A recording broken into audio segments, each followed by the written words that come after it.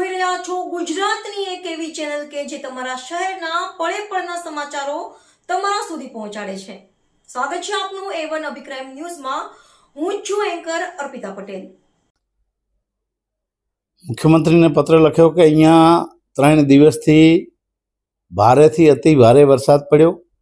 રાધનપુર નગરપાલિકા શહેરમાં પણ જે નીચાણવાળા ઘરામાણ સોસાયટીમાં જે પાણી ભરાઈ ગયા હતા, ગરીબ ઘરના લોકોને પાણી ભરાઈ ગયા, ત્યાં પણ એને કેશ ડોલ ને ઘરવખરીની મેં વાત કરી છે। સાથે સાથે સાંતલપુર તાલુકામાં પણ મારો પ્રવાસ કાલે હતો। મેં ખુદ રૂબરૂ જઈને એ લોકોને ઘરમાં જઈને જોયું તો જે એ ઘરોમાં પાણી ભરેલા છે અને ઘર વખરી જેને નુકસાન થઈ છે એ લોકોને સહાય ચૂકવવા મેં મુખ્યમંત્રીને પત્ર લખ્યો છે। ખેડૂતોને નુકસાન થયું?